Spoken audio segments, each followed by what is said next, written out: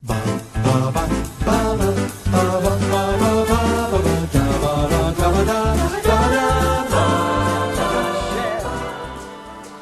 what's there we've changed.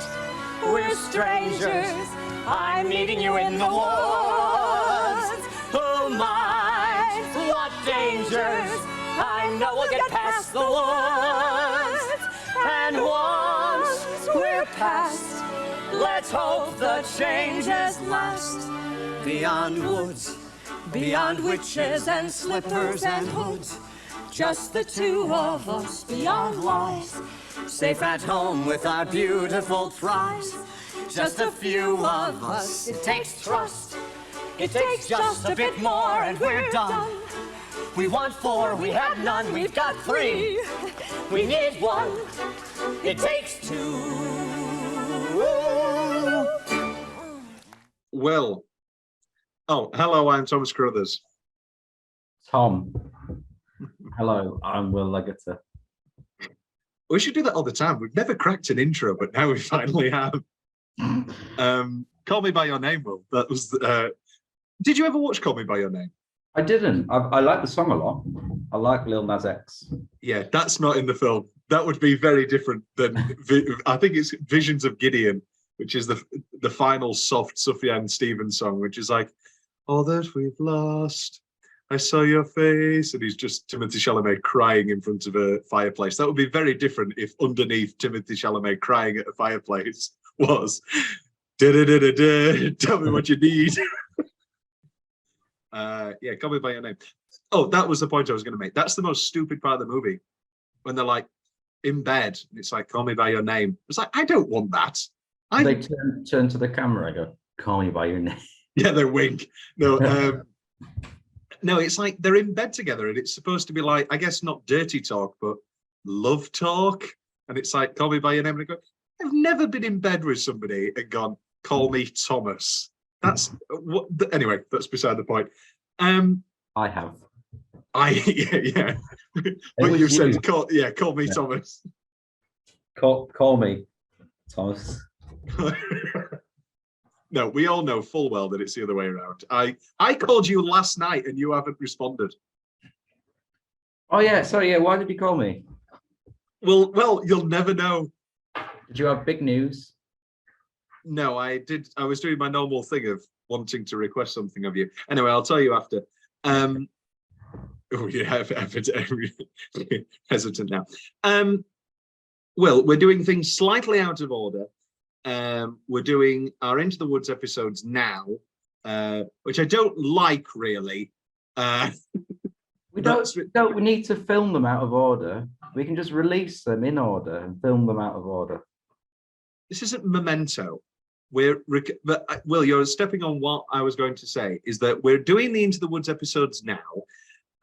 Then we're going to go back and do Sunday in the Park with George, even though in many ways Into the Woods is a response to Sunday in the Park with George commercially and critically. We'll talk about that next week.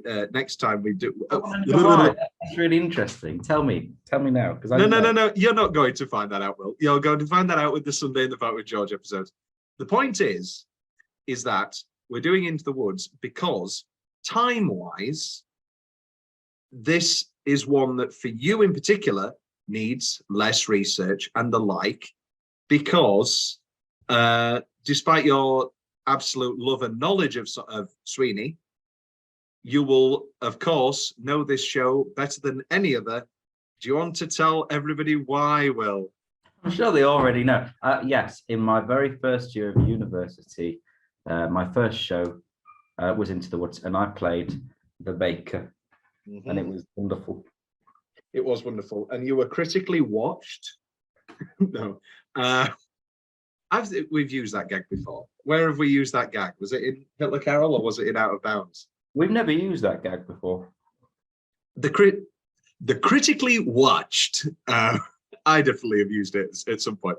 I will say, if my screen does go blank, it's because I'm eating a wrap, and I don't want the viewers to suffer. That's all right, I understand. And for you as well, I know you hate eating. I hate eating, and I've bought these new headphones, and this is terrible. When are you going to eat this rap? During me talking about moments in the woods? Yeah. Is that a broad way to explain the show, or is that a song? Both. Brilliant stuff. Into the Woods, music and lyrics by Stephen Sondheim, book by James Lapine. So the end of Merrily We Roll Along, I can't remember if I mentioned it. I made the note. That's where the book Finishing the Hat ends. There's Finishing the Hat, and then there's Look, I Made a Hat, which is the collected lyrics and all that sort of thing. Anyway, Finishing the Hat ends with talking about how Merrily We Roll Along was a bomb, and then the final words of it are, and then I met James Lapine. And of course, he meets James Lapine, and they come together to make Sunday in the Park with George, which is off Broadway. Eventually transfers to Broadway and is a huge commercial and critical success in its own right, but started off Broadway and gave him a chance to, I guess, go back to the creativity. No, he never lost his creativity, but it was a chance to sort of all the things that off Broadway was in the early 1980s, which was a chance to have a go at things that wouldn't necessarily be a big hit on Broadway, because after the commercial failure of Merrily We Roll Along, as we've talked about, it's not that everybody was rooting against him. It's that, yeah, there was, I mean, the quote that I quoted back to you was, you know, you can be talented, you can be a maverick and be penniless, or you can be penniless and sell yourself out. You can't be a maverick who's successful. And there was this overwhelming feeling that people were rooting against them in a way, rooting for a failure. They got it with Merrily We Roll Along. We talked about that, not last week, we talked about that 7 weeks ago. We did a load of commentaries. Wow. I know, 7 weeks ago. Yeah, Merry Christmas, Will. The point is... I'm excited to on Christmas, actually, because I'm sure we'll call. Yeah, hopefully we'll call. I'll be at sea. This is the thing. I'll be at sea, so hopefully I'll call. But who knows? It's, you know, one of those things, and that's yeah, that's that. Into the Woods. So, what was your first experience with Into the Woods? Well, was it I've been cast as the baker? And It was going to watch the film, which we'll get to next week. Yeah, which is why, because I remember get a lot. Saying to my sister, auditions the Music Theatre Society coming up. I bet they'll be putting on, because we do 2 shows in semester one. I bet they'll be putting on some really bad shows like Into the Woods or Made in Dagenham, and then the 2 shows they put on. At the point in time, I didn't know either show, and I only knew one show from the film. Yeah, but I'm so glad I did it. Yeah, right. I never thought I'd be this happy. I never thought I'd meet a prince. Yeah, it's the exact kind of opposite story of Sweeney Todd the film. Whereas I literally have done 2 more episodes now about, you know, with bonus Sondheims. And the question, what was your first relation to Sondheim? Sweeney Todd the film. And there is, I think, a generation who hate Into the Woods because of the film. Genuinely, yeah. And it's sad because they won't even get that exposure now because they won't bother. They'll be like, oh, it's bad. It kind of has broke down all the goodwill that the show has done for so many years, which has been people doing junior productions or that sort of thing, or people doing the, you know, learning Giants in the Sky or learning I Know Things Now because they're perfect for kids and, you know, or younger adults. And the nature of it being fairy tales, coming to productions of Into the Woods, and then that being a nice springboard into the rest of Sondheim. And it is kind of done immense bad will. The bad seed of Rob Marshall, who made Chicago, which was excellent. Right. And then has never made a good thing since. Anyway, we'll talk about that next week. I don't know whether to tell you at the end of this episode. I guess I'll see what we've got time for. The original cast of The film. Not in 2014, of a late 80s read they did. Anyway, we'll see what we've got time for. Michelle Pfeiffer comes to mind. Michelle Pfeiffer always comes to mind. Well, that's beside the point. Let's go to how it began. So the advert, the commercial says, "Once upon a time, a new musical popped up on Broadway and grew into a giant hit. Advanced ticket sales for this crossed Advanced ticket sales crossed $3 million. This was always going to be a tremendous success. Really? I feel like there was always the feeling that it's kind of like the first IP. It's kind of like, in 1986, sorry, this was the version of Mrs. Doubtfire the musical. Like Tootsie the musical, Matilda the musical, Some Like It Hot the musical. However, in 1986, instead, we got this, which was, oh, yeah, I remember Cinderella. So it started off as, this is Sondheim. It arose because after Sunday, we wanted to do something funny. I always loved fairy tales. Now, for me, that's a chief quote, something funny. I've seen multiple productions now.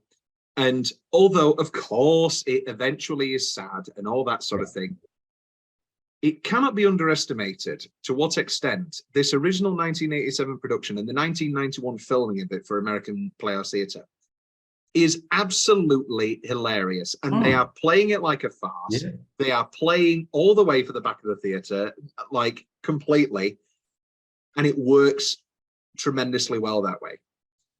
I have seen subdued productions. I have seen more realistic productions, quote unquote. And it is never, I've seen darkly funny, but these are broad farce jokes. And when played that way, can hit the back of an auditorium. I think it's weird because if it's not linked to pantomime, but because a lot of pantomime stories are those sort of adapted grim fairy tales. That's another aspect of it. But have you ever talked to an American about pantomime? They have no idea what you're talking about. That's not a thing in America. Pantomime. Pantomime. Oh, panto. I mean, it isn't a thing in America anymore. Yeah, no, yeah. Oh. And thank God, because we will be getting something even better than Phantom. Which I will talk about later, weirdly enough. So they started off by creating their own fairy tale. That was the original idea. However, they found very quickly all fairy tales are quite short and not long enough to do 2.5 hours. So what they did instead was Lapine came up with the idea of combining all of them. And great idea. Great idea. And creating the character of this baker and his wife, who don't want to throw you under the bus, are kind of not bland in story, but sort of a perfect sort of through line characters. Their only motivation is that they need a child, and beyond that, they are sort of the perfect American. A narrative vehicle. Yes. When you did it, did you do it in British voices? Yes. Yeah. Don't know how I feel about that, but that's beside it. But then we can talk about that later. Sondheim's biggest influence on this, Will, Wizard of Oz. Ah. He loves the Wizard of Oz. I love that. I love that Sondheim loves the Wizard of Oz. I know, it's so refreshing that he didn't, it's an overrated piece, and people talk about the Wizard of Oz like it's great. No, he loves the Wizard of Oz, and he says that it's the perfect quest musical. And of course, for the first act, that's exactly what this is. There was an interview where James Lapine is with Stephen Sondheim, and he goes, Steve likes computer games, Dungeons and Dragons, and then Sondheim immediately jumps in. No, I'm not a fan of Dungeons and Dragons, but what he loves computer games apparently, and it is that sort of computer game quest aspect of it. You've got to get the 4 things. What are the 4 things? We'll go. Their hair is white as corn. White as corn. As what? The hair is yellow as corn. The cow is white as milk. The slipper is pure as gold. Milk. There's milk. There's milk. The cow is white as milk. Cow as white as milk. The The hair. cow is white. The hair is yellow as corn. The cow is white as milk. The cape is red as blood. Cape is red as blood. Which is a glimpse to the fact that you hate Little Red Riding Hood and you intentionally forget her, apparently. No, I love Hoodwinked. I had a hoodwink joke later, Will. Oh, did you? Well, I'll still do it. I I'll was still do it. prepared. I'll do it later still. Into the Woods opened on Broadway at the Martin Beck Theatre on November the 5th, 1987, and closed on September the 3rd, 1989. After 765 performances. Huge production. I don't need to list the cast now because all of them, apart from Kim Crosby, appear in the 1991 film, in the 1989, pardon me, filmed recording, which aired in 1991. So it started, however, I will mention Bernadette Peters. So Bernadette Peters left the show, however, after only 5 months. Due to a prior commitment to film the movie Slaves of New York, which I've never heard of, but apparently is now a camp cult classic. So she sings a few songs in it, apparently. So that sort of led to The Witch ending up as one of these roles. You guess? I guess, sorry? Guest celebrity. Not, yes, guest in a sense, but they didn't really go full guest. The only really big guest, I guess, would be Phylicia Rashad. She appears in the Tony Awards performance, which is Chip and Joanna Gleason and Phylicia Rashad holding hands and coming towards the front of the stage like We Are the World, singing Children Will Listen. And then the rest of the cast also come on and join hands. In that performance, I never saw the whole thing, of course, but in that Tony Awards performance, I think Phylicia Rashad is a little bit vocally weak. She doesn't really have a belt, but she does have a soft, motherly quality, and she's an incredible actress. And so I think that was why she was cast. Instead of, getting Bernadette, who can do everything. Nancy Dussault and Ellen Foley also not originated, pardon me, were replacements for The Witch. Other noted cast replacements in the original production was Dick Cavett as the narrator. Oh, incredible. For a temporary engagement, after which Tom Aldridge returned. I couldn't find whether he played the mysterious man or not. I'm guessing he didn't. Oh, there's no way he played the mysterious man. He definitely just read the narrator's lines and sang ever after. There's no way he also played the mysterious man. Maybe he did. I don't know. There's a sort of, we love Dick Cavett. We love Dick Cavett. There's a sort of Rocky Horror element to the delivery of the lines when Dick Cavett does it. And it kind of leads me to believe that if he wasn't paired with the mysterious man, then they would have done this a lot more. They would have done a sort of Rocky Horror, like rotating narrating. God, that's a mouthful. A rotating narrator's quality, like when they do Rocky Horror on tour and they'll bring somebody in for a week because they don't need to learn any lines and they can just hold it. But yeah, no, he's very funny. And he goes, they died in a baking accident. And he's just wearing his normal suit. That's one of my favorite. If I was the narrator, they died in a baking accident. And I'd do the whole, what? You would milk every single line. Quick story. So the guy who played the narrator for us. Did he say gracias after every song? No. He was great. He was brilliant. But he had sort of a Mr. Bean essence to him. And he just came out and he was like, everything was bean. And my mum loved it. Can I have an example? Bean. No. Once upon a time. What? The beans. Did he play the mysterious man as well? Yes. Because I know that with certain productions, specifically certain Amdram productions, it's a chance to give somebody else's song. Yeah. Which I don't like. Which I don't like when it's done with Little Shop of Horrors. The dentist has to play the three people in Meek Shall Inherit. Yeah. That's because you hate giving. That's because you hate small role. I hate it too. For me, there is only two ways to do things. You either have 50 people or you have 6. I have no interest in a balance. Yeah, no, it was filmed for PBS American Playhouse, which first aired on March the 15th, 1991. So I was born in March. I was born in 1991. This is where I first find out you're 30. Without a further ado, Will, do you want to get into the show? Yes, he's eating his wrap. When they first come on, how long do they stay on stage before the show? Is this one of these things where they have to stay on stage for a long time? Yeah. So the Once Upon a Time. Bum, bum, bum. So we're all on stage already, but you could see us, but the spot came up on whoever it was talking about. So I had to be there in my rolling pin. No, I know during the prologue, but in this PBS presentation. Oh, in the filming of that. Sorry, yeah. There's like audience mumbling before they start, and they're already stood there. That'd be a terrible half-hour call. We need to sort this out. As an actor, we need to sort this bullshit out of having people stand around before a show. It's not fun. I had to do it in Seussical the Musical.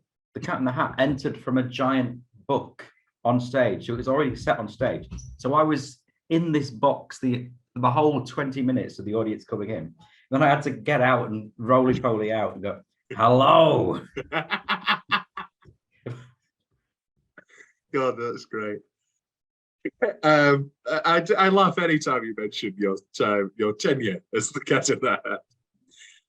Angela Lansbury at the Tonys, introducing into the woods. Perhaps there are no stories that capture our imaginations more deeply than those that begin with those 4 magic words, once upon a time. Sondheim. When a narrator says once upon a time, an audience relaxes. I didn't want them to do that. So before the narrator gets to the 5th chord, I wanted a very loud sound from the orchestra. And because of that, the audience will know instinctively that the evening will be full of surprises. Because it does start, once upon a time. Bum, bum, yeah, here we go. Which I don't enjoy when they change that. The 2002 Broadway revival, he's so relaxed. And he goes, once upon a time.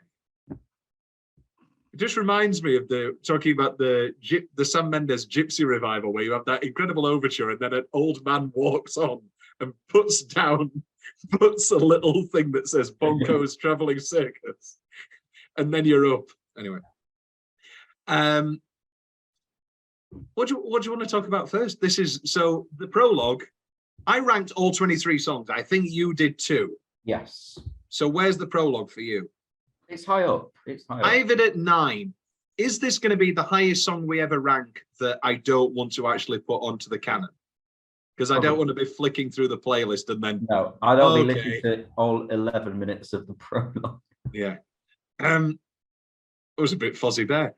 Not yours. Let's talk about cross-cutting. So in films, of course, there is, cross-cutting, and you cut from scene to scene and all that sort of thing. And that's very hard to do on a stage. But that's what they do here, and they do that over and over again. Firstly, we meet Cinderella. Am I right there? Yeah, we meet Cinderella, and the birds coming down. All of the effects in this look terrific still. Oh yeah. Words on the and it's one of these things where just put money in, just make a big expensive. I mean, I remember when we did Pacific Overtures and it ends with suddenly 30 people that have never been on coming on stage. It's like, all right, go for it. Why not? People love spectacle. I saw clips of the Fiasco Theatre production of this, and it was everybody played multiple roles, and they all walked around with props, and they all played their own songs. And it wasn't directed by John Doyle, but I was like, oh, what is? I don't want this. I'd love to see woods done either thrust or in the round, with like the big tree forests. I think that'd be cool. Yeah, it'd be cool. It'd be cool. It would be cool. Only likes end on. I do love a proscenium arch. You know how what did I see the other day that had a curtain? And I thought, oh, how refreshing. You a curtain. Yeah, I don't leave anymore. The cross-cutting is also musical, so it's the same rhythmic plodding in different keys. And it's only when you actually listen that you notice that you've been listening to 13 minutes of dun dun dun dun dun. Great. And you never really, it's a bit like hypnosis, really, that you fall for it. The narrator, I don't know why I laugh, but I always laugh at the poor girl's mother had died. You want to go to the festival. The festival. I don't enjoy festival. For a man who prides himself on his lyricism, festival. And we'll get to those lyrics because Into the Woods for me has the best Sondheim lyrics of all time. Yeah, sure. I mean, you're never going to be, you said you love me, or were you just being kind? That's beside the point. I think I think I'm losing my mind. I think it offers him the most chance to be witty. I mean, yes. because the world of fairy tales and the world of pantomime, as you sort of have already alluded to, is a chance for more comedy and more wit. Whereas the wit in Sweeney is grounded in a darkly comic wryness. I don't think it maybe has the best lyrics. It has the most obviously best lyrics. Am I saying this? You know what I mean? Withers, the best wordplay. It has the best wordplay. You know, obviously, while her withers wither with her, you know, there's no way you can't hear that and go, oh, what a clever man. Whereas for me, many of my I know that sounded bitchy. Many of my favorite lyrics, I mean, are Moments in the Woods. I think that has 3 of the all-time lyrics ever. Anyway, that's beside the point. I'll say the word present. Oh, you're talking about Any Moments? Yes. Oh, no, I do have that one as well. It's very good. That is very good. The Witcher's rap with that terrible synth drum that, thank God, they have removed over the years. I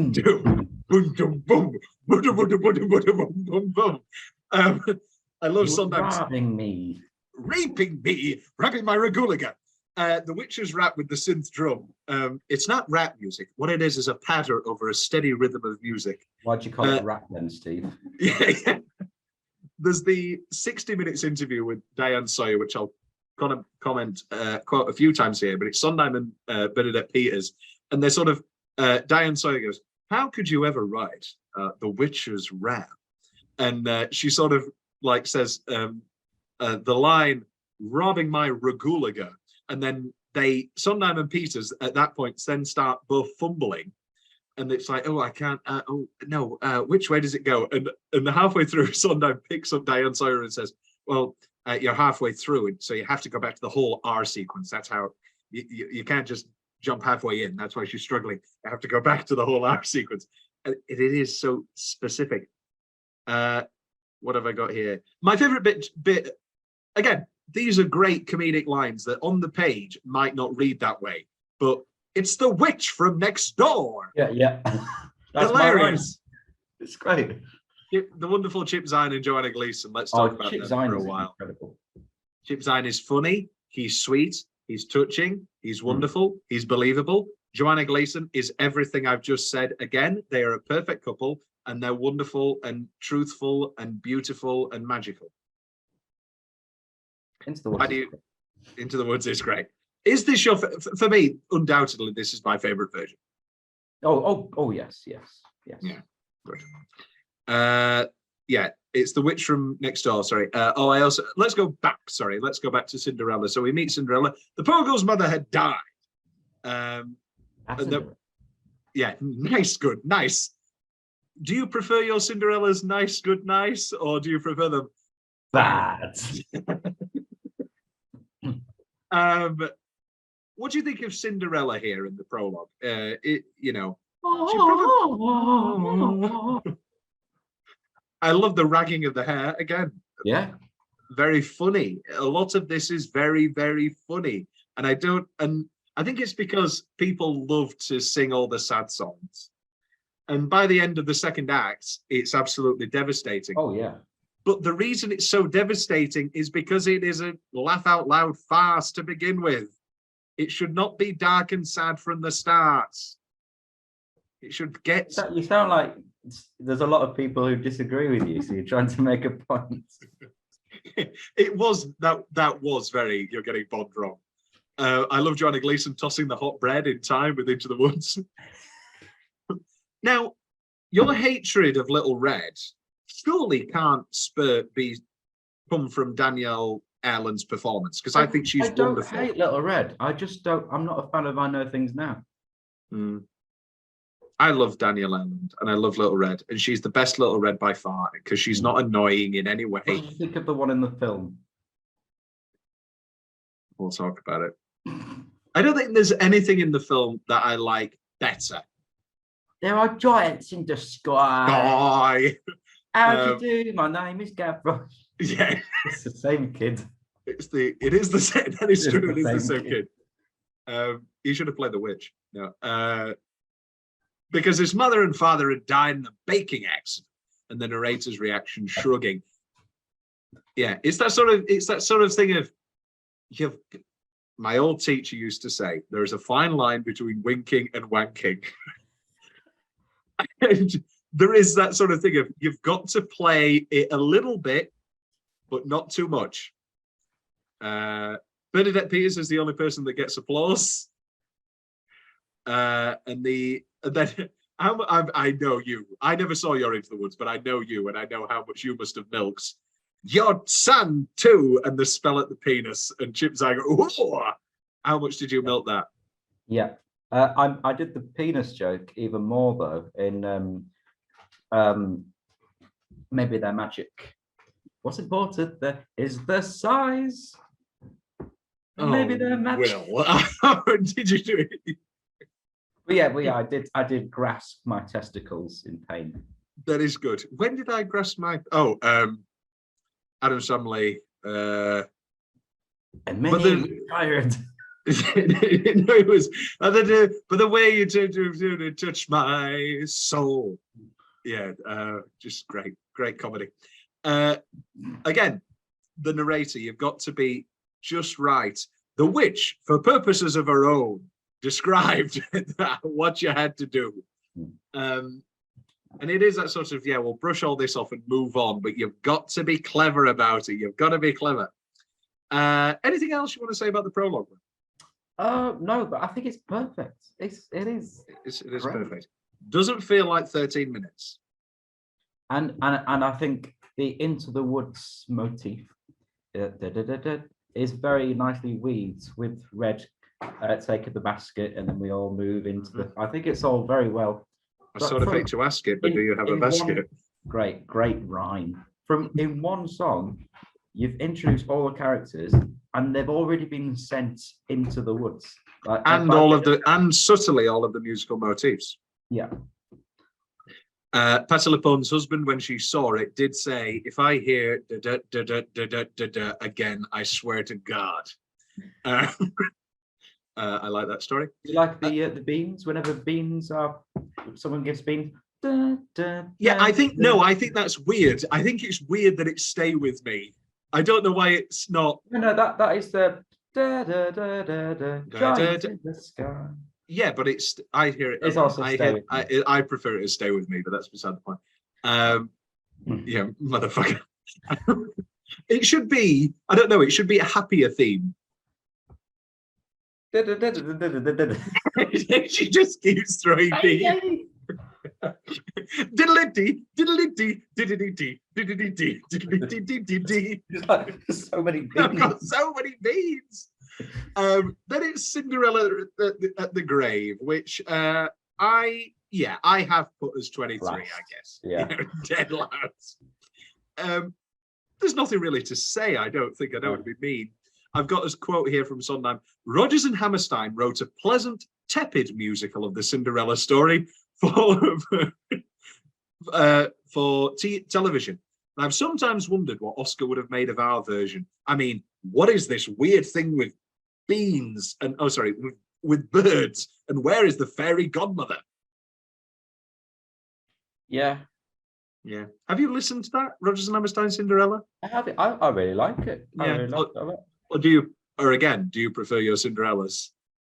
Bad. Then we get Hello Little Girl. Hello, little girl. The wonderful Robert Westerberg. Were you called? I was called back for the wolf and for the baker. Okay, and I had to sing it. Oh, and hello. Yeah. And then he howls, but I didn't realize that in part of the callback, I didn't howl, and so they just stood there, and the pianist just kept vamping, and he was just watching me like howl for his will, and I went, oh, ow, ow.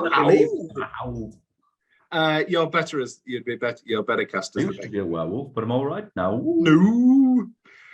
Don't send us on that tangent. We've only got time. I've got Hello Little Girl at 12. Okay. Sorry, I've not numbered my list. Oh, right, okay. Number your list now. Well, I say a few facts. The wonderful Robert Westerberg. So the character, how do you feel about the dual rolling of Cinderella's prince and the wolf? Because I do like it. I do like it as an arrogant actor, and this is probably the role I'd be cast in. I don't know, but that it sort of plays up to the arrogant charisma I have been known to play. But is it just a little bit unfair? Shouldn't it clearly be the other way around, that Rapunzel's prince gets to do Hello Little Girl, and then Cinderella? It is just giving the biggest role to the biggest role as well. But that's beside the point. It's obviously a wonderful parts to play. The design of the ripped abs and the leather jacket and the striped socks, and for lack of a better way to say it, a huge hairy cock. It's a big willy. It's huge. Wonderful design though. The head is very cool. Just wolfy enough, and you can still see that it's a human. Yeah. We'll talk later about a different design. What's your favorite line? For me, it's got to be performed line, shall we say? What's slow, little girl? No, I prefer when you're talking to your meal. Yeah, he just goes for it. It's excellent. Great. But as you've already alluded to, great ending. Goodbye and hello. And again, musically, gets you to a howl. Hello, gets you to a howl. And I'm not sure if it's the writing or the performance or both, but it really, you can tell he's salivating as he's singing. I don't know if it's the consonants or the way, but it really is it's a great one. And this performance does what I think some others don't, which is he's charismatic and alluring. Sometimes it's too scary, and sometimes it's and you're like, why is she dancing with them at all? Why on earth doesn't she just run away? But he's alluring in indeed a creepy quality. We will be back in just one more. We'll be back in just a moment. How do you feel about this, Will? We're talking about dual rolling. 2002 Broadway revival. Do you know what they did with Hello Little Girl? Oh, they didn't have two wolves. They did have two wolves, and it works. It works for this song. Doesn't make any sense when it comes to the killing of two wolves later, but musically it works. And the choreography is one's like slow, and then the other one comes up. Yes. Okay. And one of the wolves gets very eager, so the other wolf pulls him back. Grandmother first, then Miss Plum. It all works very well, I have to say. And the choreography is fabulous. They're throwing her back and forth. It's great, and it works. Doesn't work as you know, like I don't know how it worked later on as the show continues, but that's beside the point. Then we get into some of the scenes before. This is when the baker's wife joins them, and they try, and this is the tricking of Jack. You know, what are you doing here? You forgot your scarf. And again, funny line, playing it like an American farce. You know, and then obviously the funniest bit of this interaction: magic. What kind of magic? Tell him. Again, Joanna Gleason, Great. cutting Sondheim down asunder. I've put here the Beans playing "Stay With Me" on the Glockenspiel. I'm not sure about that. Should be a happier tune. Which leads us to a song that I know that you love, no matter if it's 30 seconds or not. I have it at number 22. Oh, okay. Do you not like Maybe They're Magic? Oh no, I've got here. I guess this is goodbye. I guess this is goodbye, old pal. Old pal. It's the only Sondheim song that was written without a rhyme. It's very true. Mm. And I love it for that. Yeah, that's because it's only 20 seconds. It's lovely. I'll see you again soon. I hope that when I do, it won't be on a plate. Very funny. Oh, it's great. It really is great. It is funny. But no, you're wrong. You're wrong with your assumption, Will. I love Maybe They're Magic. That's wonderful. Maybe They're Magic. I do have it at 16. Maybe it's just biased. I can't put it above whole songs. Or songs about holes. But it is a great song. And of course has what I think many point to as the line of the show, which is if the end is right, it justifies the means. It has, again, many of those just lyrics that are immediately resonant and immediately make you laugh or immediately touch you. Wonderful little refrain. Anything else that you want to say about Maybe They're Magic? No, I think it is just wonderful. And I want to watch Into the Woods. It's indeed. Which Rapunzel's Tower? Again, great comedy. You know, hitting the tower, Rapunzel, and then the struggling singing while pulling on the hair. So many productions don't do it this way, and it's so funny. Just make it funny. And then this leads into the interaction with the baker and Little Red Riding Hood, where he takes the cape and she screams, "I just wanted to really make sure you love that cape." As a performer, Will, was there a specific laugh line or a specific interaction or a specific scene that you particularly, not song, scene or line that you enjoyed and always got a laugh? Because you are a whore for a laugh line, I know this.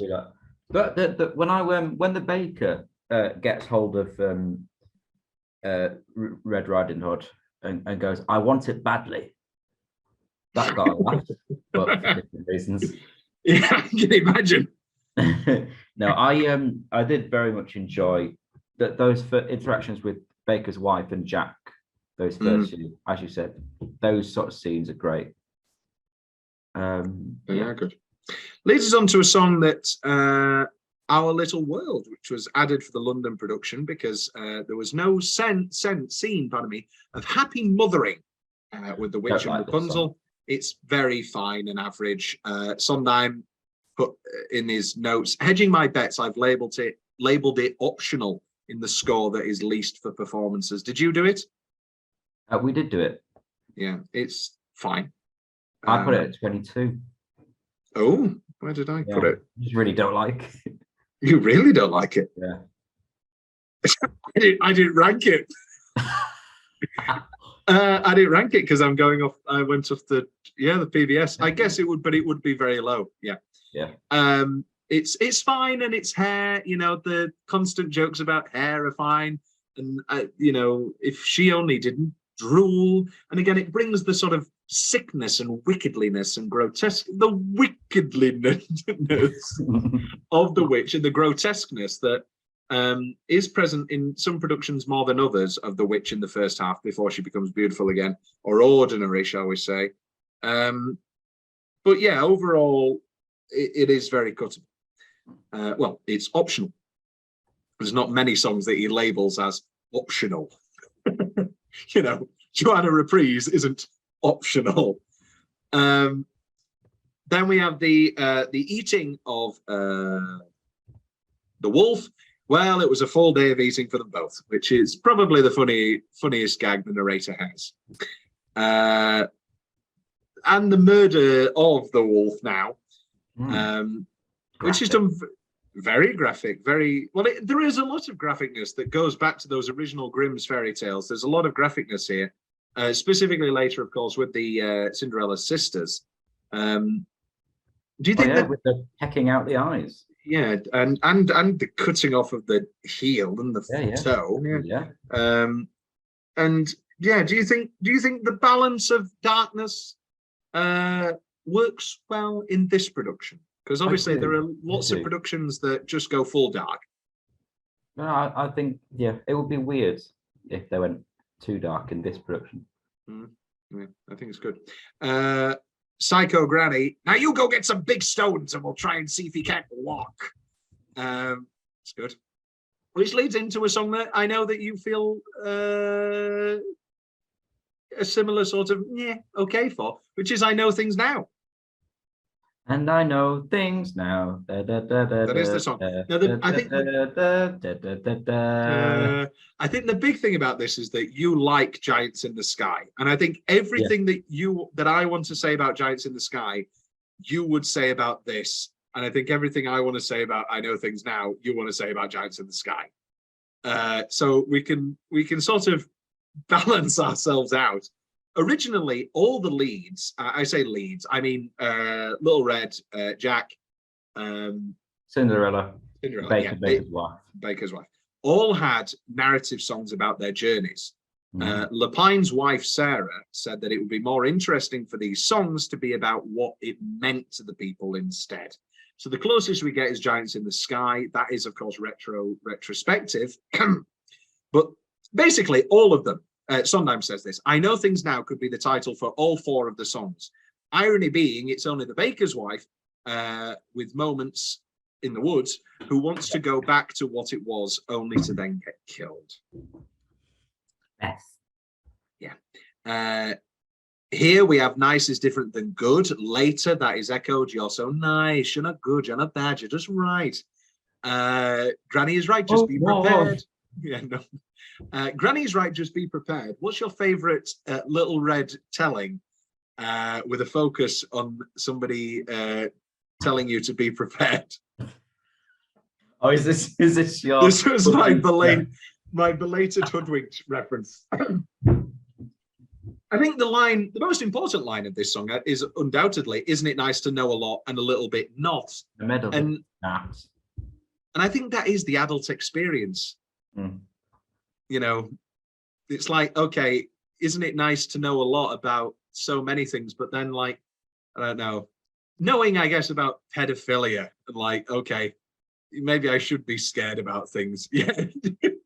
Sorry, no, I shouldn't react. We managed to get through Hello Little Girl without reference. Yeah, rather, and hello, look at that flesh, nice and plump.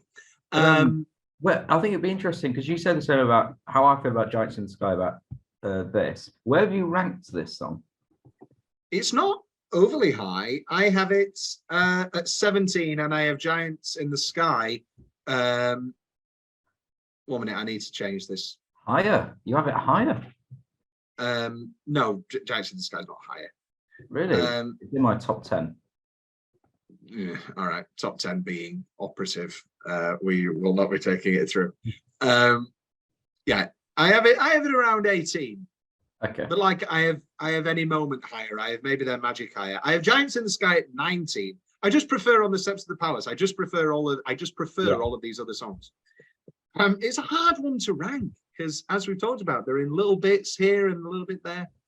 I Know Things Now. That's that. Very nice. Prince. Then we have The First Midnight. Will, what's your favorite refrain in The First Midnight? I have it here. It'll be slaughtered soup doesn't hold much soup.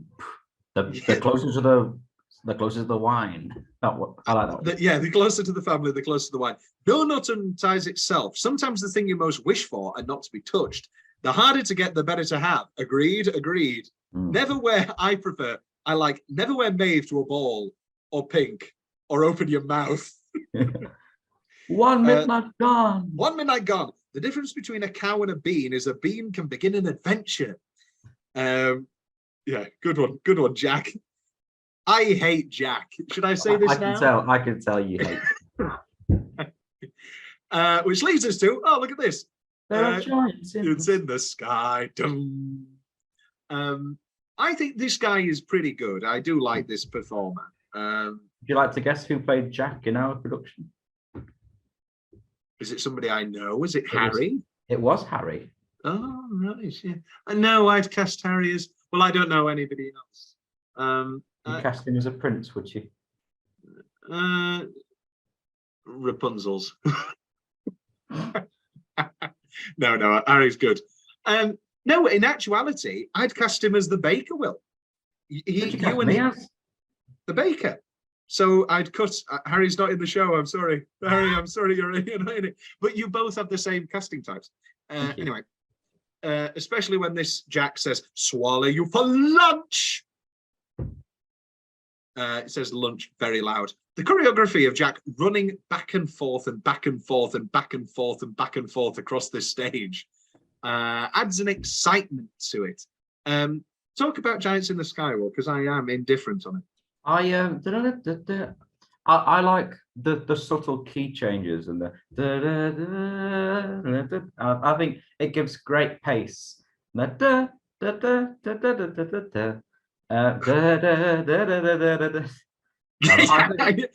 know when I convince you on a song, I don't just sing it.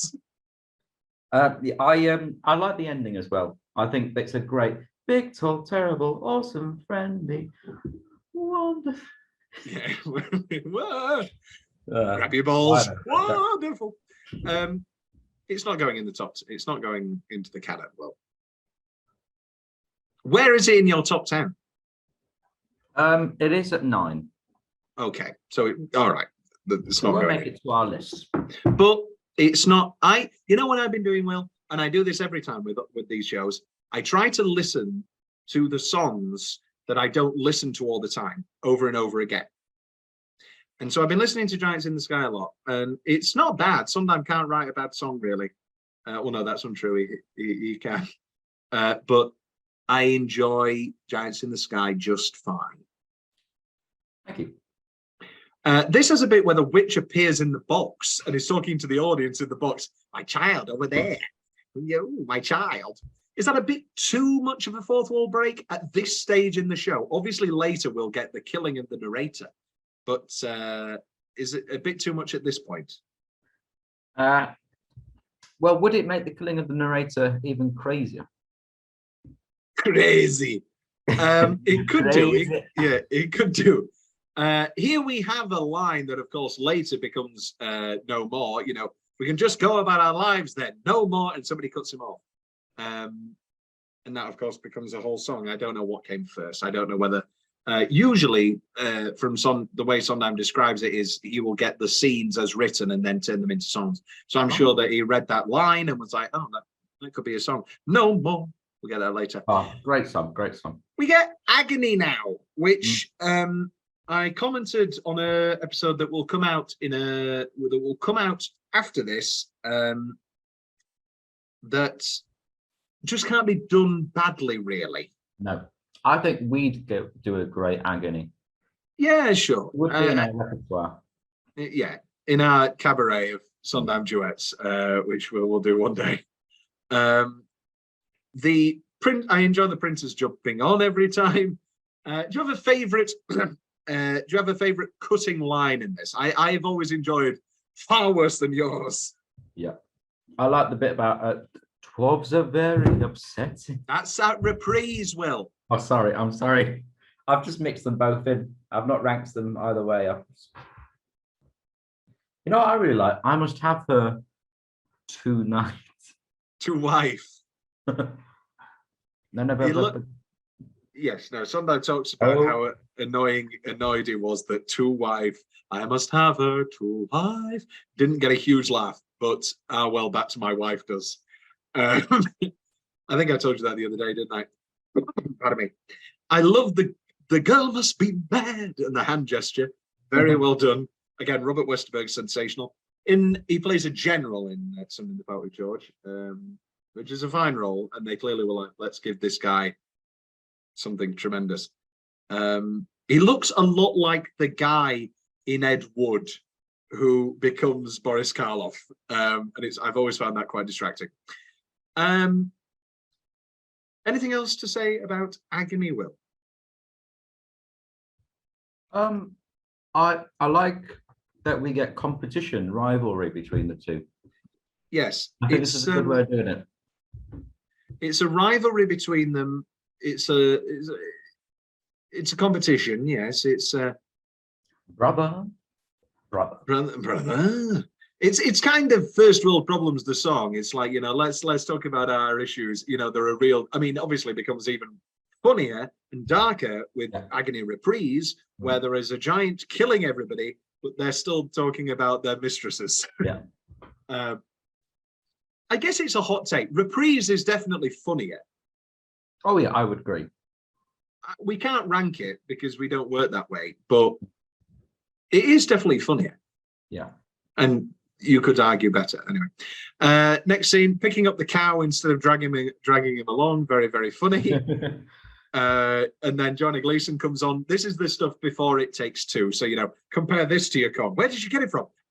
I pulled it from A Maiden and a Tower. Great stuff. A line I've always found funny because I think it's supposed to be a sex joke. Perhaps it will take the two of us to get this child. Yeah, that got a laugh. Which leads into It Takes Two, which is definitely going into the canon, and it's my number 4. Oh, lovely. But yeah, we can rank this very high. Absolutely delightful. Once we pass. Let's hope that. Oh, it's great. We can do this in our Sondheim duet cabaret. Can I be the baker? Yeah, of course you can. I be the baker's wife? Yeah. Kiss on the cheek instead of kiss on the lips instead of a kiss on the cheek is delightful. Everything is just delightful. But obviously, when we do it, we'll kiss on the lips rather than the cheek. We will make out. Yeah. It's just absolutely wonderful, delightful. Great. It's them. I guess you could see it as a change later of like, we never really see them as a bad couple. No. And that kind of, when you think about things, makes Moments in the Woods and makes the affair, I guess you can't call it an affair, but makes Sleeping with the Prince evil. Yeah, I knew this was coming because you played him. Yeah, no, It Takes Two is absolutely delightful. It has the most beautiful harmony in the show, which you did immediately. Once we're past, very, very nice. It's just all beautiful and wonderful, and such incredible chemistry between Gleason and Zion. When we do our celebrations of Sondheim episodes, which we will record in another 4 months, but they come together again for the Sondheim 80th and sing It Takes Two, and it's beautiful and it's lovely and it's touching. We'll talk more about Johnny Gleason later. Stay With Me is my hot take. This is one of my hot takes. This is definitely in my top 5. This is definitely going in. I've got it at 2. I don't like it. You know what? I really don't like many of the Witches songs. Stay With Me is going in. Which wouldn't be in the show, and it would be better for me. That's a terrible. What the hell? You can't say to me that we've got 55 minutes left and then drop that bomb. The goddamn witch, you could cut the witch out. What about Last Midnight? Sorry, what about Stay With Me? Do you not cry at Whoever could love you more than I? It's incredible, Will. It's good. It's beautiful, it's haunting, it's rich. Bernadette Peters is sensational. I don't know, Will, whether you're turning your camera off to eat more of your wrap or to say to your lovely girlfriend who is also in the room that I am a madman. It's one or the other. He's a madman. There's a really nice rap.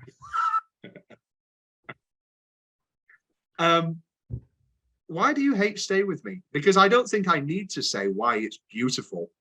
No. The bit you reference is amazing and beautiful.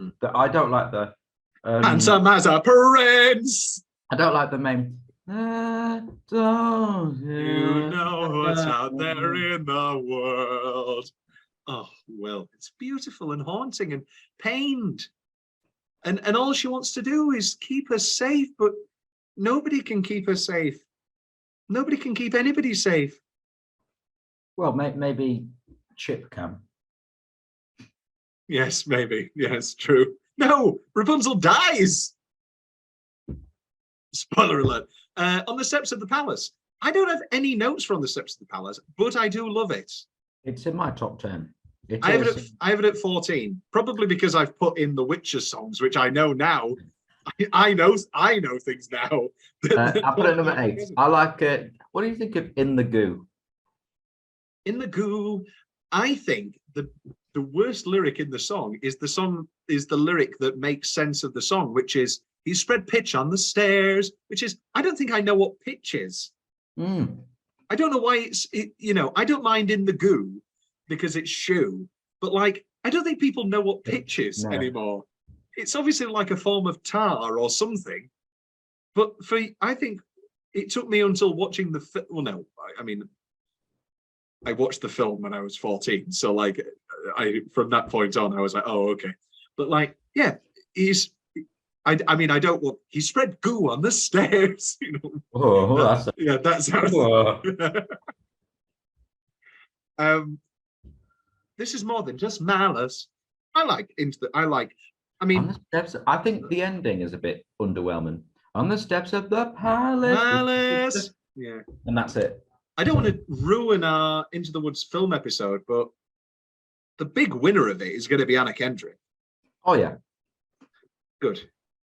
We both agree on there. Yeah, I know. I like On the Steps of the Palace. I think it's very, very nice.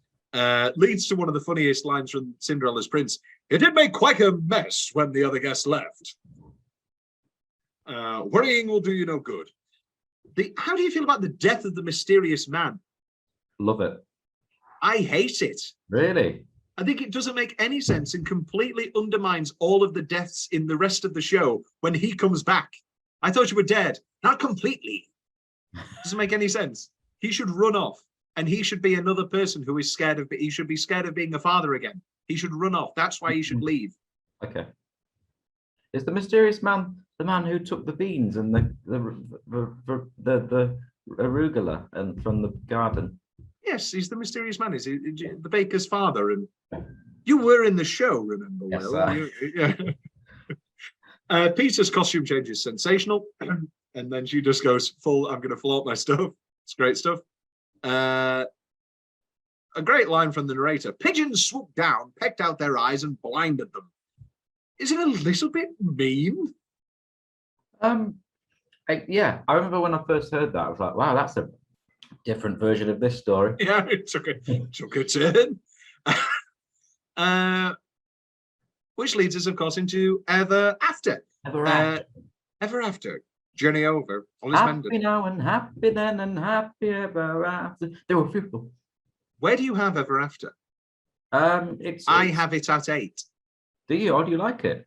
I like Ever After. I've got it at 11. Okay, so it's around the it's around the outside rim.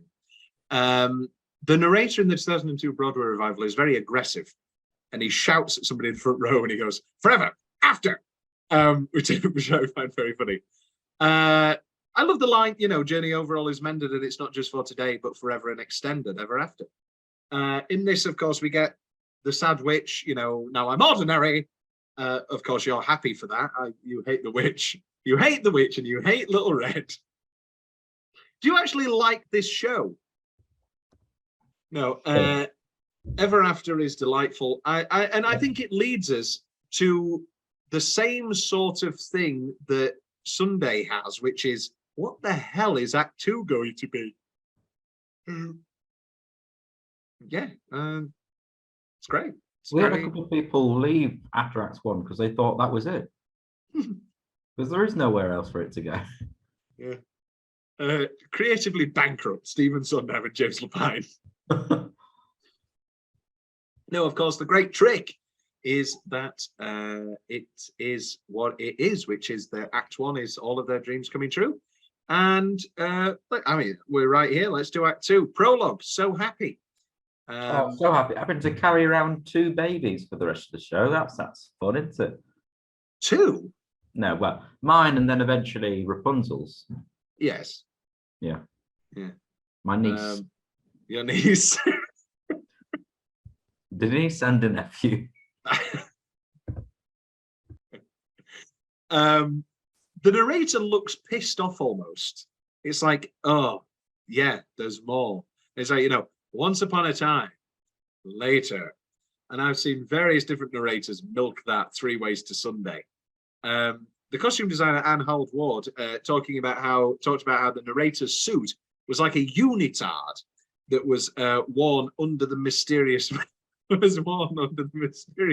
man outfit, which must be incredibly warm. Yeah. Yeah. So, what's your favourite line in So Happy, Will? 3, 2, 1. Where's the cheesecloth? That's it. Yeah. I also like then to beget a child. Yeah, very good. And I'm sure you grabbed a child from the front row. It's an immersive production. We really grabbed a child to be the son of ours. Very sad lines, like sneakily sad line. I never thought I'd love my life. I would have settled for another. And yet the joy is that they've ended up with all they've ever wished for. But is it all they've ever wished for, Will? A bear bears a sweet. Besides, you ever seen a bear with 4-foot feet? A giant's in the town. Maybe we should tell somebody. Who are you gonna tell? Did you have a bad witch, Will? Is this what we're learning? Is this why you don't like the witch? No. Okay, there must be some reason. I'll get to it in a minute. It's always thinking. It's all, and then because she got the last bow. Yeah, she does get the last. She always gets the last bow, but in all of these productions, it's the baker's wife that wins lead actress. Yeah. Mm-hmm. It's always when you think you're through, then when. Very stuff. Anything else? The butcher, the baker. Yeah. I like that. I don't like in the Fiasco Theatre production when the cow is a grown man with a bell around his neck and he goes, it's the butcher, and he goes, ah! Baker.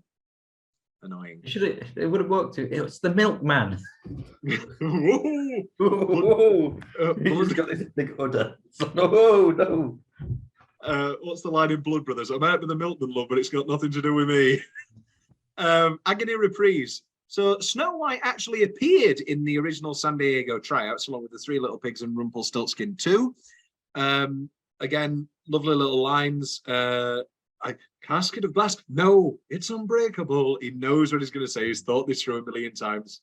I don't like the dissonant. It's just not nice to listen to. And I know the point that its dissonance is intentional and all that sort of thing. It's just not nice to listen to. I know I sound like a basic bitch. And I have multiple lines from that in my best lyrics, which we'll get from later. We kind of already touched on this. I don't know what else to say apart from talking about the best lyrics, which we'll talk about later. Then later, ever after. Now it comes to the crux of the second act, which is the offering up of people to the giant.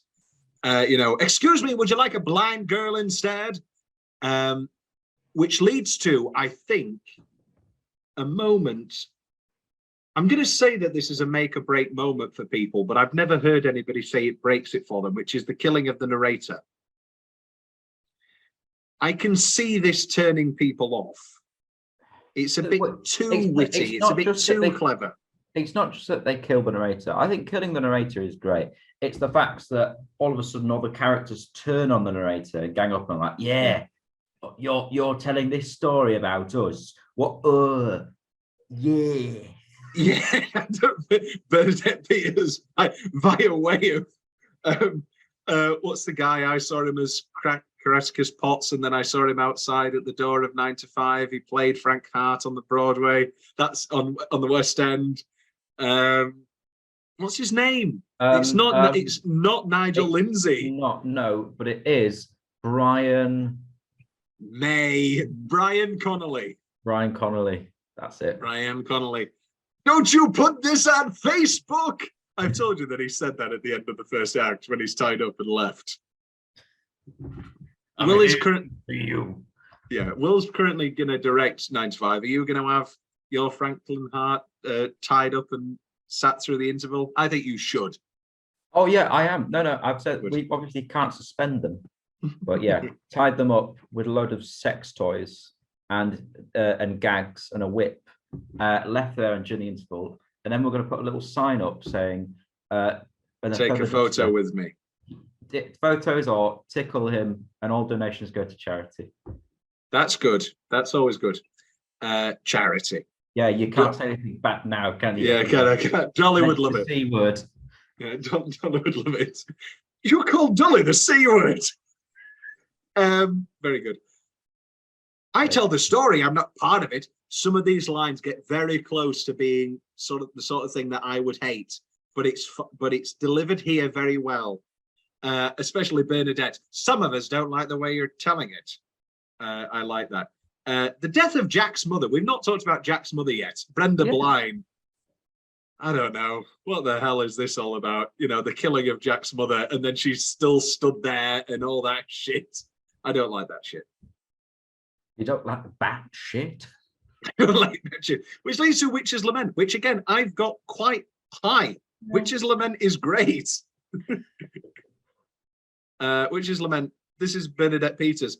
It's a lot of fun. I've never played a witch before. There are no limits on what a witch can do. Last time for Steve, I played George Seurat's Mistress, which was very different. Yes. Yes, that is very different from playing a witch. Children can only grow from something you love into something you lose. Going back onto, sorry, carry on. You sang a lovely song. Thank you. Great line, as you were. Mandy Patinkin as the wolf. And hello. He's not Al Pacino.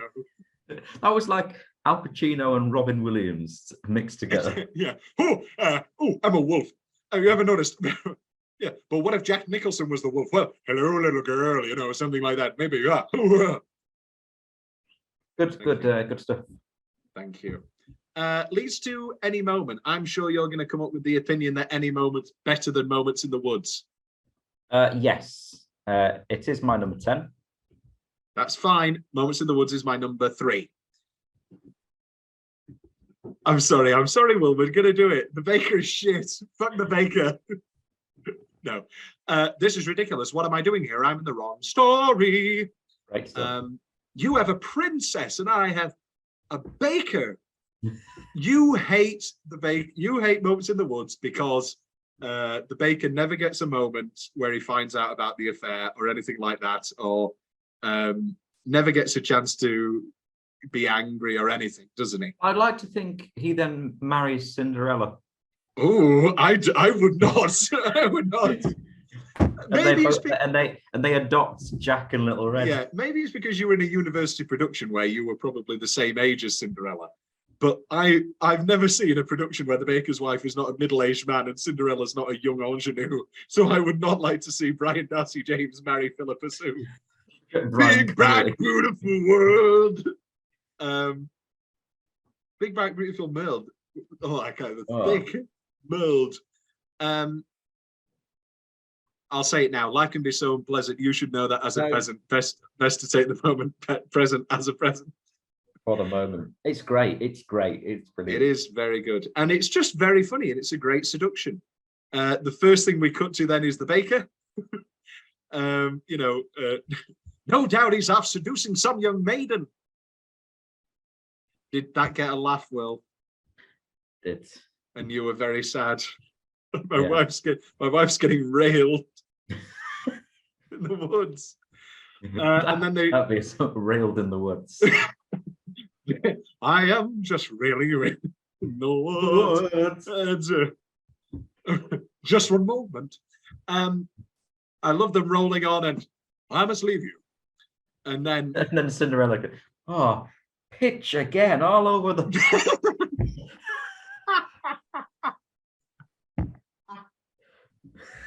Oh, it's great. It made an awful lot of mess when the rest of the guests came, but not as much as when I came. Moments in the Woods. Let's talk about this. I have this at number 3, Will. I have 3 lyrics from this in my top 10 lyrics. And I have here, like, Will, it's a phenomenal song. Just because the baker doesn't get a big song doesn't mean that Moments in the Woods isn't great. Wake up. Stop dreaming. Quote from Gleason. Are you ready for this one? Yes, please. That show paralleled a complicated time in my life where it was all about and versus or. And each time I took the journey through the show, different themes within it resonated with greater weight. By the end of the run, I had a perspective on my life that I may not have ever found without it. Following the show's run, Gleason divorced her husband, Michael Benaham, who she thanks during her acceptance speech. Incredible. Incredible stuff. Sondheim, one of the many reasons that I would make a bad director is that I have limited tolerance for actors who can't resist suggesting changes in the script. However, this song came about from Gleason late one night saying, I felt like I'm in the wrong story. And there you go. Typical. There's a song. Let's write it. What was that is a line that either makes me cringe so hard when people do it badly, or like when Gleason does it and I'm like, yeah, I'm in. It's an absolutely beautiful song, Will, and we'll talk about some of the lyrics later. Is it a child for warmth, a baker for bread, and a prince for whatever. Yeah, sex. I also don't like, pardon the, yeah, sex, it is sex, but yeah. I also don't like how some people milk that and try to make it too funny. Yeah, whatever. Never, it's these words. Jenna Russell does it like that, and that's beside the point. Again, as always, Imelda's the best. The death of the baker's wife is kind of unceremonious and isn't really given much weight. A giant, that is true. Sondheim, especially because it's a lady giant, we've been accused of misogyny, especially since it's the women that keep getting killed. Jack's mum. Jack, yeah. Rapunzel. Yeah. Baker's wife. Yeah. The lady giant. Yeah. Yeah. Yeah. Yeah. We're going to take our final break and then we'll be back to talk about everything else there is to talk about. I think we should give some lip service to the sort of theories that surround the giant. A lot of people see it as a metaphor for the AIDS crisis. Obviously, this comes out in the late 80s. And so, you know, everybody's happy could be seen as the sort of liberation of the late 70s and the early 80s, then being devastated by the AIDS crisis, which obviously kills everybody. Sondheim is, of course, a gay man.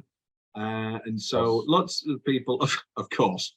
And so a lot of people. She was obviously frail. Oh no, Will, I've got one later. I've got a new one.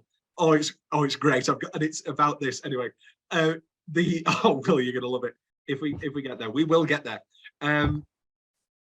However, Sondheim has always said no, it's just a giant. To James and me, it's a giant. Enough said. I think, like anything, I think there's lots of times where people look into things and then try forcing everything else in. So like if you just see the giant as a metaphor for the AIDS crisis, lots of other stuff about the giant doesn't really make sense. So I think that's what they're trying to get away from. I think sure. Are we saying that then because then the baker's wife and Jack's mother probably both died of AIDS. Yeah, it's like, you know, it's an easy metaphor to say, but in actuality, when you break it down, it's a bit like making the narrator a child. We'll get to that later. Your Fault. You love Your Fault. I do, but it's not in my top 10. Thank you. You're welcome. As a song itself, yes, you don't stick it on, do you? But as a to watch it and to do it, it's great. It's wonderful. It's great stuff. It's his father's fault that the curse got placed and the place got cursed in the first place. Wait a minute. I bet I could do it still. It's one of those. I bet it's like red and gold and apricot and peach. Well, they're not. That's not how it goes. But one of those where you never. In the example, I will say a song that I don't actually know the words to. Yeah, it's one of them that you'll never forget. Well, I've never learned it, but those people who have done Technicolor Dreamcoat, like wake up in the middle of the night in cold sweats and go, move! Well, I have the night sweats.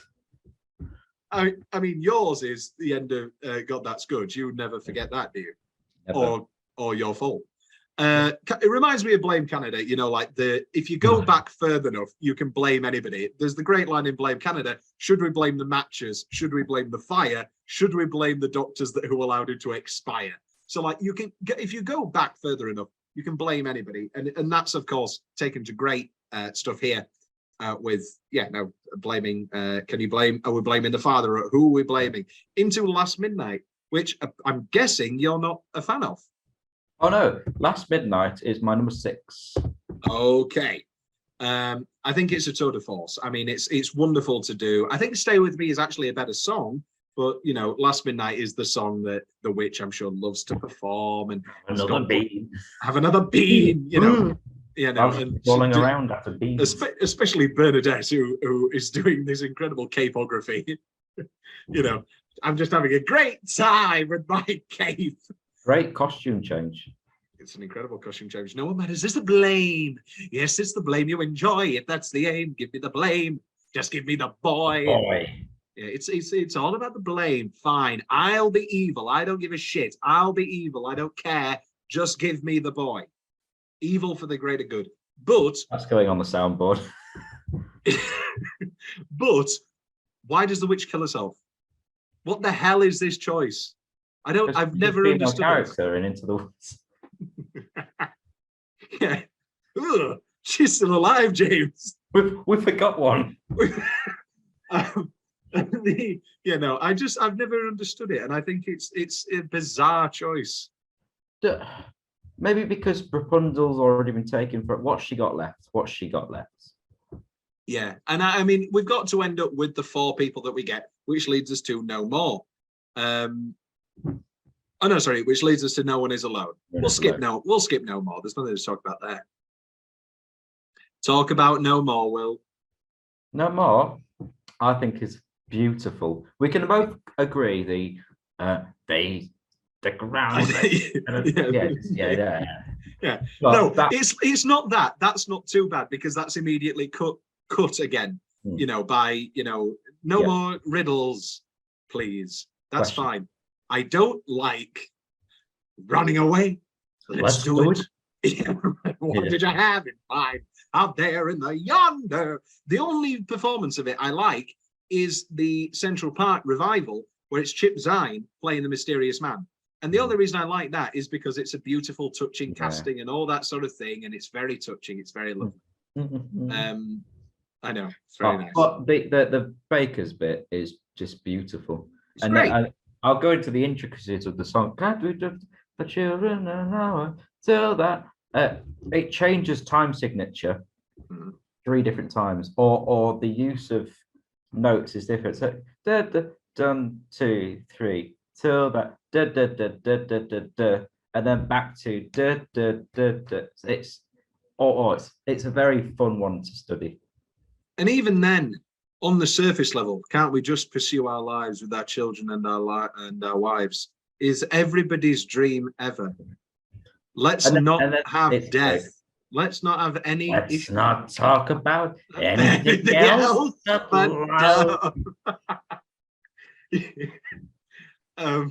We will not be doing a 21 episode series about the work of Adam's Family the musical. Anything else you want to say about No More? I like all the wondering what is worse. It's a very touching song and perfect for that moment. I do have it probably a lot higher up than you do. Obviously. Yeah, at 4. At 4? Yeah. Well, it can't go in at 4. In at 4. In at 4. Paul Gambaccini. All right. Well, Blackburn. Tony, picking up sounds of the 60s. who was just on the wheel. Did you see Yeah, that? the wheel. The It started wheel. again. It is back. The wheel is back. I wake up in the middle of the night in a cold sweat. The wheel. I'm going to be the arrow. Great show, though. Really great. Did you see that guy with the Botox in his eyebrow? Yes, that was great. That was great. Yes. And then Michael just doing 10 minutes of stand-up about it. That was great. Clearly, far too many easy questions. Anyway, we're not doing this. We have half an hour. Cinderella. Then there's a whole marriage story scene with Cinderella and the prince, which is great. I was raised to be charming, not sincere. That's it's all wonderful. Which leads us to No One Is Alone. A beautiful, beautiful. It's my number one. Wow. All right. Okay. All right. Okay. You talk about it first. I think it's beautiful. I think the It is. 4-part. I love a Sondheim quartet. Love a Sondheim quartet. Yeah, no, I think this is wonderful, and I think that the story of it about how sort of they're now becoming father and mother figures to them both, and the parallels, and they're both separate, but they come to. I think it is wonderful. There is a wonderful quality. I've always found this about a makeshift family. The big thing about Boogie Nights is people talk about it's not about porn, it's about family, and it's about all these people who end up. It's about family. The family. The family. Yeah, family. And it is about family. You've these 4 random people who end up together. We're the Millers. Yes. Would We're the Millers be better if at the end Jason Sudeikis and Jennifer Aniston sang No One Is Alone? Yes. Yeah. Jason Sudeikis is probably my favourite man. I'm right here, Will. Do we know if Jason Sudeikis can sing? Where can we cast him? I bet he can. Maybe that was why she left, because she wanted somebody who could sing. But no, she just wanted someone young. Okay. Real baker talking there. That's a baker talking to you who's been cuckolded. Is there a band called the Cuckolded Baker? No. Yes, there is, because we're in it, Tom. We've made it by now. Yeah, we've made it. We've also written a short story. Diane Sawyer, 60 Minutes interview, the one I was talking about, where Sondheim and Bernadette are sat at the table. And Diane Sawyer says to Bernadette Peters, "Give me a lyric from Into the Woods that you think is quintessentially Sondheim, that feels when you sing it more Sondheim." Now, I think anybody else would say something like "Withers, Wither, Wither," or "Take the Moment Present as a Peasant." Careful the things you say. No, she just says "careful." I wish I had a child. No, she just says the word careful from No One Is Alone. Careful, no one is alone. And she says, "I can hear Steve saying it. I can hear Steve's voice." And Sondheim is smiling throughout. And it was incredibly touching. Mother isn't here now. I mean, how can you not cry listening to this stuff? Hard to see the light now. Just don't let it go. Things will come out right now. We can make it so. I like, you decide what's right. You decide what's good. I really like that. Well, Rob Marshall talks about how his inspiration for Into the Woods was when he saw, what was it? During the anniversary of 9/11 or something. I might be telling this story entirely wrong. But there was an anniversary of 9/11 and Rob Marshall saw it, Barack Obama doing a speech, and he said in it, "No one is alone." And he thought he was quoting Sondheim. It wasn't. But that was his inspiration, that now it's time to bring Into the Woods back. And cut all the songs in. Yeah, and ruin it. Yeah. There you go, Barack. The Death of the Giant is always shit. Yeah. There's no way around it. Sondheim, finale, Children Will Listen. This is my number one choice, Phil. And it has No One Is Alone. And it has Into the Woods. And it has everything in it. Don't you agree? Are we going to, because of the soundtrack, are we going to use that? Yeah, okay. that's fine with me. Yeah, I think finale Children Will Listen is the best. We talked about this in the Six from Sondheim episode because they used it then, but that incredible Diane Sawyer Sondheim. The show is about parents and children, and then Diane Sawyer, Did You Want Them? And then Sondheim. And this is only 1989. Yeah, I'm sorry I didn't have any. But art is the other way of having children. Teaching, I believe that very firmly. And without him, we wouldn't have Lin-Manuel Miranda. He did give birth to Lin-Manuel Miranda. No, what I mean. Well, we'd like to clarify, he didn't. He didn't. I like Lin-Manuel Miranda a lot for what he is and what he does, but I hate his version of Giants in the Sky on his iPhone during the Sondheim pandemic 90th anniversary. Anyway, we'll talk about that in the 90th celebration. Again, this is incredibly touching stuff. You know, Gleason coming on like a vampire on that runway in the background. And, you know, sometimes people leave you halfway through the wood. Do not let it grieve you. No one leaves for good. Incredibly powerful words. What do you think the wood is a metaphor for? It's just life, isn't it? Life, just life. It's just life. There's no, you don't need to read into it. You know, it's life. Careful the things you say. Life. That's life. Careful the things you say. Children will listen. Careful before you say, listen to me. Children will listen. You know, wishes come true, not free. Incredible stuff. We'll touched a lot on it here in Six from Sondheim episode, but Sondheim had a terrible childhood. You know, his relationship with his mother was awful. And I can't hear these words without going, this is what he wished somebody told his mother. You are like the musical theatre dad equivalent of Fairy Tale in New York. Did you know that I can't listen to it any other way. She got Kirsty. This tragic accident. Tragic accident. Yeah, I mentioned that about what was the one I corrected somebody on the other day? Somebody was talking about, I love that show. And I love what it stands for. And I'm going, well, actually, it's not about that. Anyway, I always think of Philip Larkin, this by the verse. They fuck you up, your mum and dad. They may not mean to, but they do. They fill you with their faults they had and add some extra too, just for you. But they were fucked up in their turn by fools in old-style hats and coats, who half the time were soppy stern and half at one another's throats. Man hands on misery to man, it deepens like a coastal shelf. Get out as early as you can and don't have any kids yourself. It's good, but it's no John Cooper Clarke. Yeah, I wish I was a giant in the sky killing women in the woods. I wish I was a man. I wish I was a vacuum cleaner. Let me be your vacuum cleaner. Let me be your vacuum cleaner, supersonic rock and roll, guiding through Milton Keynes. The final I wish from Cinderella always gets stepped on. Oh, I love it. Oh, it's so good. It's so good. It is good. I wish. I put here, great bows. Though you might trivel with the order, the bows are great. This photo frame and the all come forward. This one. Tony Awards, Will. The show was nominated for 10 Tony Awards and it won 3. Best Score, Best Book, and Best Actress in a Musical. Do you want to know the big reason, Will, why it missed out on certain awards? Yeah. Well, Best Musical and Best Leading Actor. Oh, what came out that year?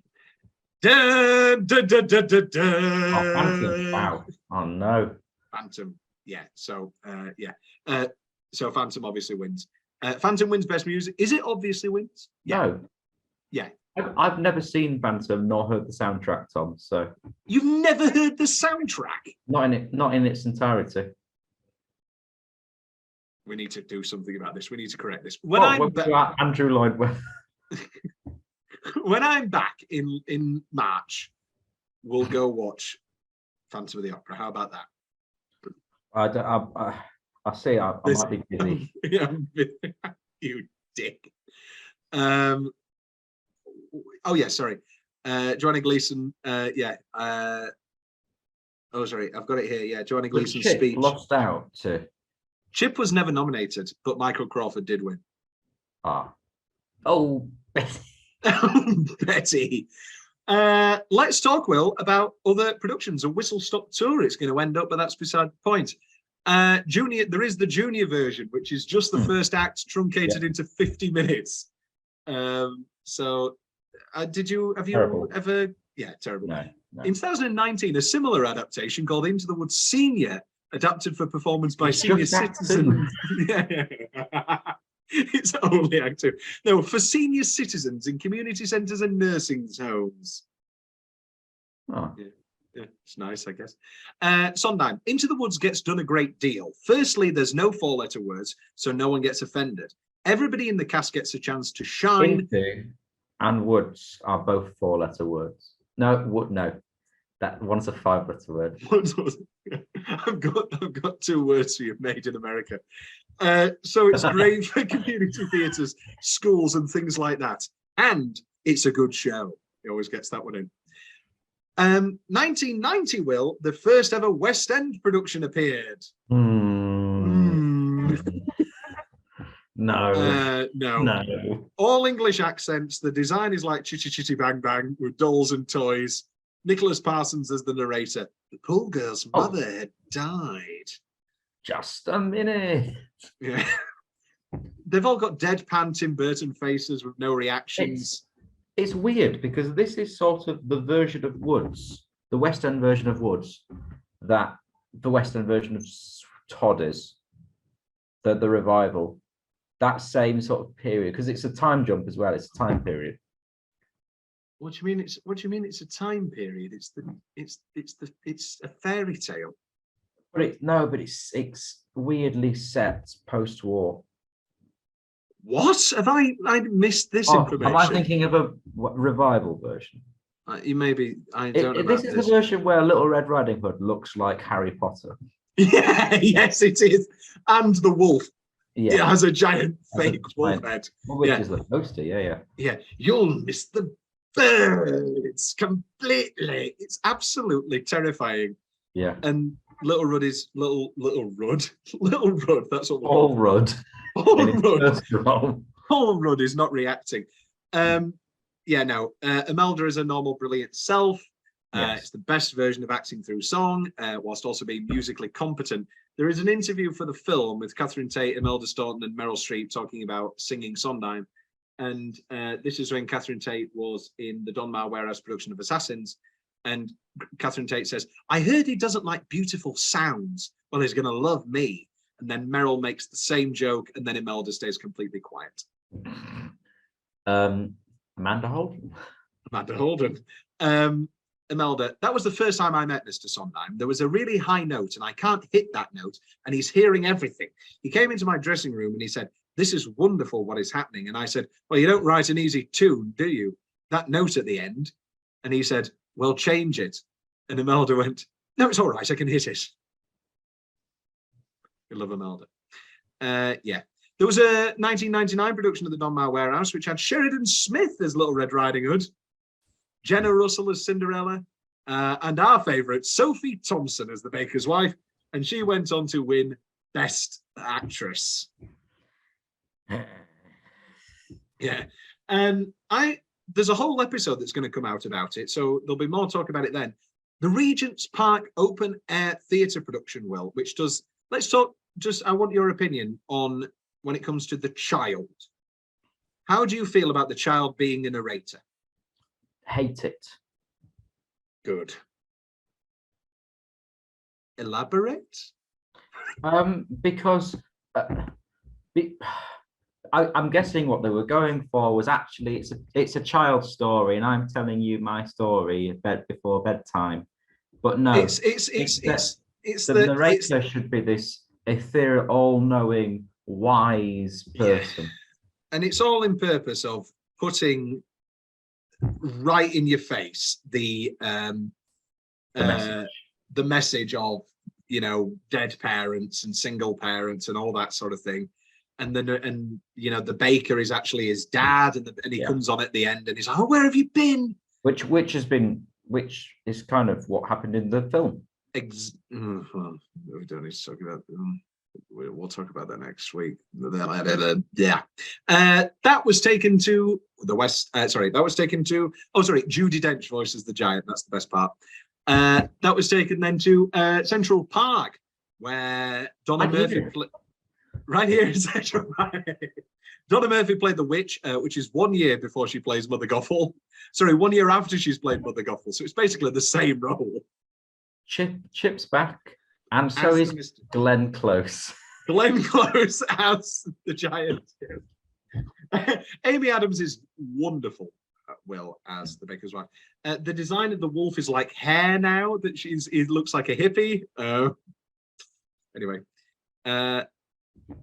2019, they did a production at the Hollywood Bowl with Patina Miller as the witch. Patina Miller will go on and play the witch again. Gaten Matarazzo as Jack. I don't know if you're a Stranger Things fan, Will. I am. Yeah. Gaten. Oh, he played Jack today. Yes, he did. Cheyenne Jackson as Cinderella's Prince and the Wolf. Cheyenne Jackson's great. Sierra Bogus as Cinderella. We love Sierra Bogus. Sutton Foster as the baker's wife. You don't like Sutton Foster, do you? I don't like Sutton Foster. I think this has come up before. I don't like Sutton Foster at all. And, Will, did you see who voices the giant? No. Whoopi Goldberg. Oh, incredible. Currently on, it'll be long gone by the time that this comes out, is the current Broadway revival, which has had an ever-rotating cast. Brian Darcy James, Neil Patrick Harris, Heather Hadley, Christian Ball, loads of people. Well, no, Christian Ball was announced. Sorry? Is Neil Patrick Harris in it? Neil Patrick Harris did the original Baker and then was replaced by Brian Darcy James. Yeah. What's her name? Sarah Bareilles. Everybody likes Sarah Bareilles. I think she's fine. I prefer Stephanie J. Block in the role. I'm sorry. Gavin Creel as the wolf and Cinderella's prince, you know. I think the biggest thing about this is that it's the first big Broadway production since Stephen's death. Yeah. And it really feels that way, and it feels like a celebration. Brian Darcy James, big, bright, beautiful world tone. Brian Darcy James. Right. Beautiful world. Said, we're all absorbing his loss in this community and beyond. It's been said before and more eloquently than I will, but this show pops up when we need it. It started during the AIDS crisis in the late 80s. It came about again in the shadow of 9/11. That's true, the 2002 Broadway revival. And here we are kind of absorbing with the shock of a complete societal transformation based on COVID. Thanks, Brian. Although I do have a bone to pick with the set designer for the 2022 Broadway revival. Go on, Will. It's just come from away. It is just come from away. And it is just, well, it started off as part of the Encore series. And those are smaller productions with the whole orchestra on the thing. Also happening right now, Will, is Terry Gilliam Terry Gilliam has directed a production which is currently running at the Theatre Royal Bath for 4 weeks. We'll talk about where it was originally set to perform in a minute with Leah Hausman. It was originally set to perform at the Old Vic. However, there was controversy. Some of the Old Vic staff did not enjoy Mr. Gilliam's comments on Me Too. He called it a witch hunt. And he was tired of white men being blamed for everything wrong with the world. He went on to say, when I announce that I'm a black lesbian in transition, people take offense at that. Why? Yeah, no. Well, this is the thing. He later says, the BBC interviewer says that the last straw was when Gilliam told his Facebook followers, great sentence, to watch Dave Chappelle's new stand-up show. And he put, I'm encouraging all of you to watch Dave Chappelle's new show. To me, he's the greatest stand-up comedian alive today. Incredibly intelligent, socially aware, dangerously provocative, and gut-wrenchingly funny. Obviously, that is a stand-up special that has some transphobic elements. Still very funny. Basically, can't be, this is Gilliam's response. Good luck to them. Be whoever you want to be. Just learn to take a joke. I'm not attacking anybody. I think That's where it comes from. I don't want to be an apologist, but it is very clear that these are bad taste jokes that are not going to be taken any way but badly nowadays. And also, I don't think it can be underestimated how the Old Vic doesn't want any bad publicity. Dare I mention that in 2017, the Old Vic received 20 allegations of inappropriate behaviour by staff members against the theatre's former artistic director, Mr. Kevin Spacey. They don't want any bad publicity. And to equate Gilliam having some terrible opinions to their rampant sexual assaulter at the head of their company is a bit bizarre. Yeah. Anyway, this get brought up in a BBC interview, and this is the one I wanted to mention. Gilliam on Sondheim.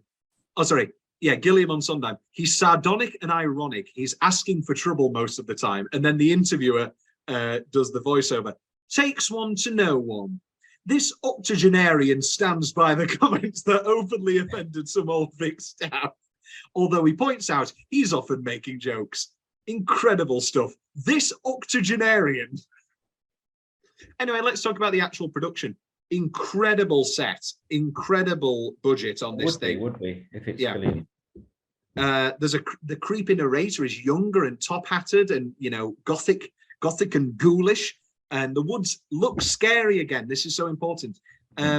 Gilliam, I was worried because I thought the Richard Jones was a work of genius. How are we ever going to be as good as that? Now I feel much better. I think we've surpassed it. Gilliam on Sondheim, I loved the fact that he was willing to cause trouble wherever. He was brilliant and he had a great sense of humor and was bold, pushing the limits of things. He had everything you could ever want a creative person to be. James Lapine and Stephen Sondheim supported the new vision. And according to Leah Hausman, they had a Zoom call where Sondheim quite literally fell off his chair laughing. We're going to talk about the film casts as, I have another one. In 2022, there was a production at the Arkansas Repertory Theatre Company. Well, you've got 3 guesses to get. No, so I could give you 100 guesses at who the voice of the giant was. Where? In the UK, was it? No, in America. 2022. Oh, James Corden would be my first one. That's a great guess. I'm going to cut you off. Secretary of State and one-time presidential nominee Hillary Clinton.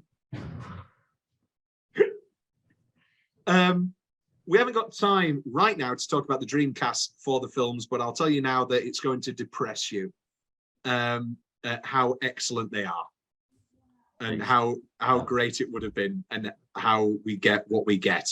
Will, would you like to talk about your top favourite lyrics of Into the Woods? I would. While our withers wither with her. Yep. Well, we've done them all, haven't we? For the present, but in the moment, I like that. I think that actually might be my favourite one.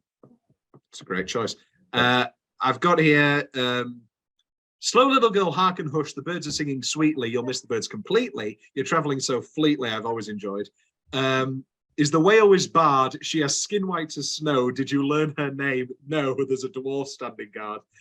Leading into dwarves are very upsetting. Great stuff. 3 from Moments in the Woods. Must it all be either less or more, either plain or grand? Is it always or is it never and? And oh, if life were made of moments, even now and then a bad one. But if life were made of moments, then you'd never known you had one. Let the moment go. Don't forget it for a moment, though. Just remembering you've had an and when you're back to or makes the or mean more than it did before. Will, how can you badmouth Moments in the Woods? It's great. It's great. The Baker should get all the credit for and all the because he spurs it. Because he spurs it. Right then, song ranking. Okay, so we're locking in finale. Children Will Listen. What as the best? As the best. Okay. I thought we said this. Yeah. I want Stay With Me and Moments in the Woods in there. Okay. What's your highest? We also agree on It Takes Two, and we also agree on Agony. I'd like No One Is Alone in there, please. Then you want No One Is Alone as well as finale. Children Will Listen. Yeah. Okay. No One Is Alone. That's 6 songs currently. I think we need Last Midnight in there for Prosperity. Okay. That's 7. Hello, little girl. That's 8. I That's have it. got no more. No, I would prefer no more. Then what? Hello, little girl. Would you? Hmm. What's wrong? No, I wouldn't. But Okay. I've also got Moments in the Woods and Stay With Me, which you're not keen on. Well, let's have both. Let's have. All right, let's put No More in. And whilst we're here, I want to go back and I want to add Bobby and Jackie and Jack. I cannot believe that we did not put it in. You're doing this new thing. You did it on the Inside Number 9 episode as well, where you put a time limit on me and you force me to do this, the most important part, quickly. We're putting back in Bobby and Jackie and Jack. And what was the other one from Merrily We Roll Along? No, I'm fine with just Bobby and Jackie and Jack going in. And from Company, because we did Company early on, and so we did Company early on. I want to put in Little Things You Do Together. Yeah. Okay. Now that it's longer, you have in your photos, Will, the current where it stands. Yes. So have you got that up now? I've got something even better. I'm on the actual spreadsheet. Oh my God. This is the only time Will looks at the spreadsheet. Right. Okay. So should we order the Into the Woods stuff first? Let's put in the Company and Little Bobby and Jackie and Jack can go in 60 to 70. 61? Was that a little high? No, that's fine. That's fine. That's fine. Bobby and Jackie and Jack. Bobby and Jackie and Jack. And myriads more in the back. Is there anything lower than Bobby and Jackie and Jack for you? I don't think there is for me. No. No. Little Things You Do Together, I could go around 51. I'll